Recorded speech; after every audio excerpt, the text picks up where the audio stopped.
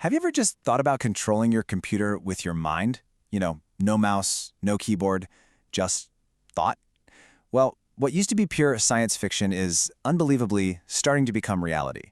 So today, we're going to dive into this incredible and kind of complicated world of brain-computer interfaces. Just try to imagine for a second not being able to speak. The simple act of saying, "I love you" to someone, or even just, "I'm thirsty," it's just gone.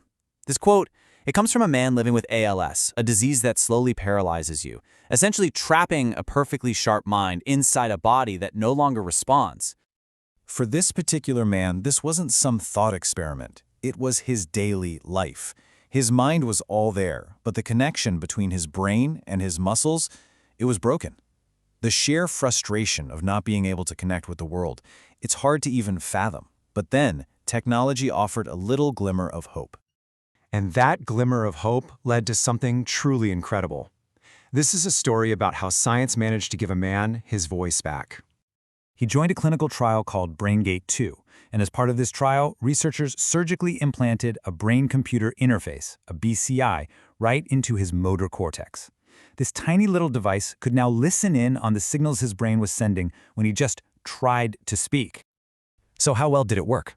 Well, the system was able to figure out the words he was trying to say with 97% accuracy. Now get this, that is more accurate than a lot of the voice-to-text apps we all use on our phones every single day. This wasn't just getting a few words out, this was real, fluent communication. And this is where the story gets really powerful. See, the team used artificial intelligence, and they fed it old video recordings of him from before he got sick. They digitally rebuilt his own voice. So when he spoke through the computer, it wasn't some generic robot voice. It was his voice. It was him again. That story is just amazing, but it leaves you with a huge question, right? How on earth does this actually work? I mean, how do you plug a human brain into a computer? Okay, so at its very core, a BCI is basically a bridge. It creates a brand new direct pathway from the brain to something like a computer or a robotic arm. And it completely skips over the damaged nerves and muscles that would normally do that job. Now, this is a super important point. This is not mind reading. The BCI isn't decoding your secret thoughts or your daydreams. Nope. What it's actually doing is detecting the very specific electrical signals that your brain creates in one area, the motor cortex, when you simply intend to move a muscle. Think about moving your hand to click a mouse, or forming a word with your mouth. It's that signal it's picking up on. So, to really get a handle on how a modern BCI is put together, let's look at probably the biggest name in the game right now, Neuralink. Their whole system really breaks down into three main parts. First up, you've got the implant itself. It's called the link. It's this small, sealed little disc that sits inside the skull. And its job is to process all the data coming from thousands of microscopic, super flexible threads that are carefully placed into the brain to listen to the neurons firing. Okay, so you've got these threads that are thinner than a human hair. How in the world do you get them in there? Well, a human surgeon can't do it. You need this, a super high-precision surgical robot that can literally weave these threads into the brain without hitting blood vessels or causing damage. And the final piece of the puzzle is the app. This is the software where all the translation happens. The implant sends the brain data wirelessly, and the software's job is to decode those signals in real time and turn that intent to move into an actual cursor moving across a screen. Now, while a company like Neuralink sounds like it's straight out of the year 2050, the basic idea of connecting machines to our nervous system, well, that's not exactly new. This technology is really building on decades of medical progress. It's really important to get this straight. BCIs are different from a technology you might have heard of called deep brain stimulation, or DBS. Just think of DBS as a pacemaker, but for the brain.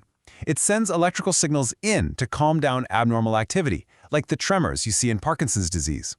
A BCI does the exact opposite. It reads signals out to control a device. It's more like a keyboard for your brain. And really, when you think about it, this is just the next logical step. We already have things like cochlear implants that help people hear by directly stimulating the auditory nerve. We have bionic eyes that can partially restore sight.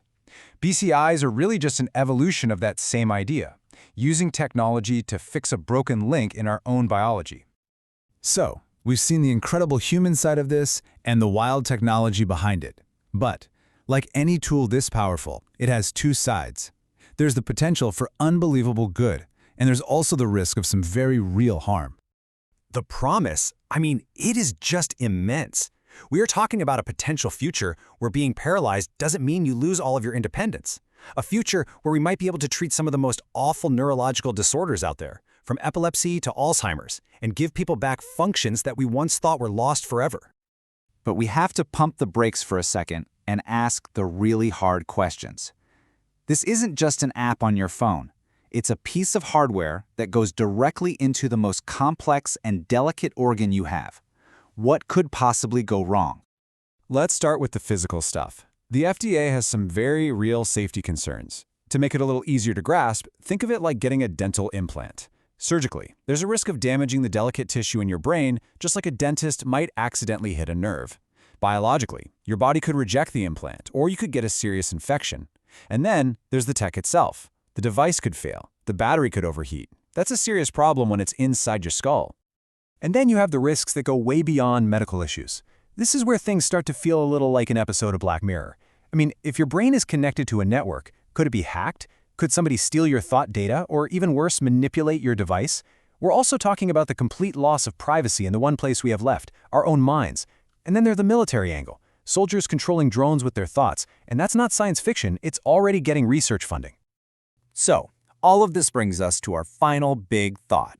We've gone from one person's incredible story to a technology that could change the world.